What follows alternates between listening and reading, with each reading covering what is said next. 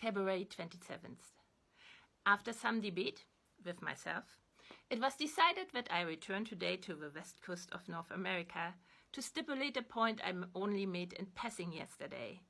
Any societal change always starts in the head of the people involved.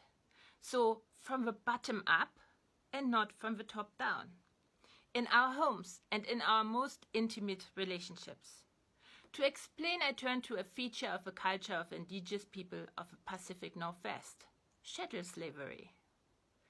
It is very rare to find indigenous people in North America who practice slavery. Even at the Pacific coast, it's limited to the Northwest. People in California are not engaging in it. When you consider that the continent was settled from the north to the south, with people traveling down the coast, it's like a group splinters and a part moves on.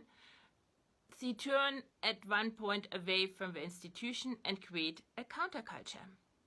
But what moves the people of the Northwest to practice slavery in the first place? As I said, it's not a question likely to be asked in academic circles because as a pre-agricultural society, the people of the Northwest are by most denied the capability to self-reflect about social arrangements. When the question is asked, the answer is found in ecological factors, not the people.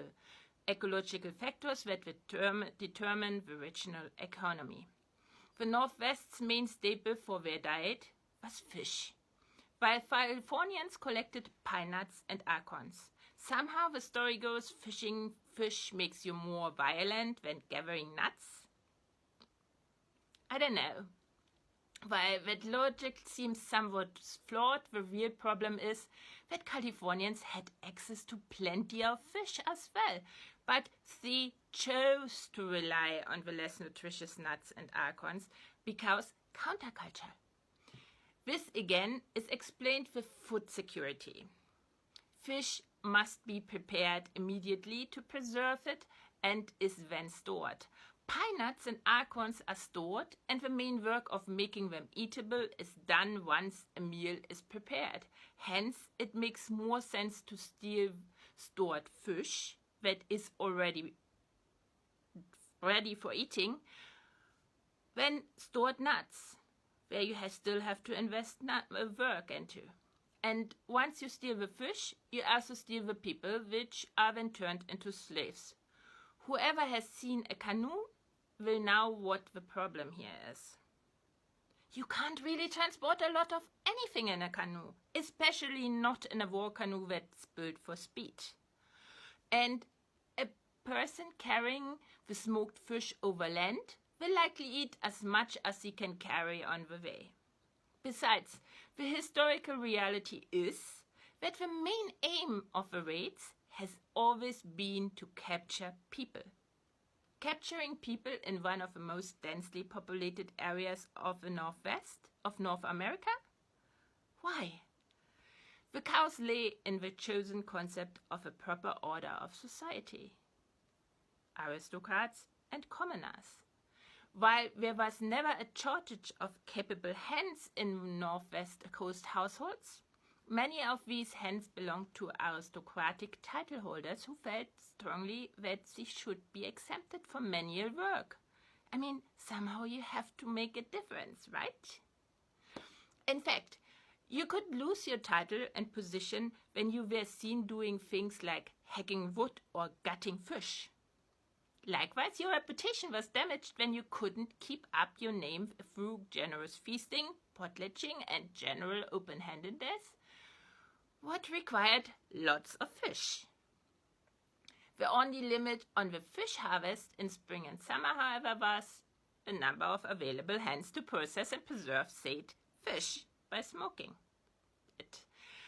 Wherever you have hereditary title holders, you also have commoners, but their relationship was under constant negotiation, and the commoners would up and leave the aristocrat's household if pressed too hard or called up and too often. I'm an artist. Cutting fish? Forget it. Sometimes they simply killed the aristocrat when he demanded too much.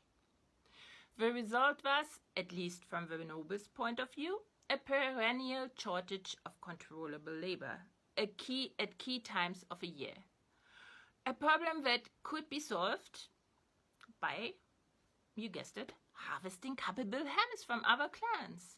Young adults and adults that other clans had invested into over years to bring them to a point where they could be productive members of society. Nothing else than building a clam garden or something like that, harvesting people. She became part of a household, doing caregiving work without ever becoming a member of a household. They were dominated by their masters. Whose domination begins at home, in the dynamic in the home. Commoners couldn't be dominated, so slaves were added. Slaves were taken, so other free people could still stay free, and some of them could play the most important roles in the winter festivities.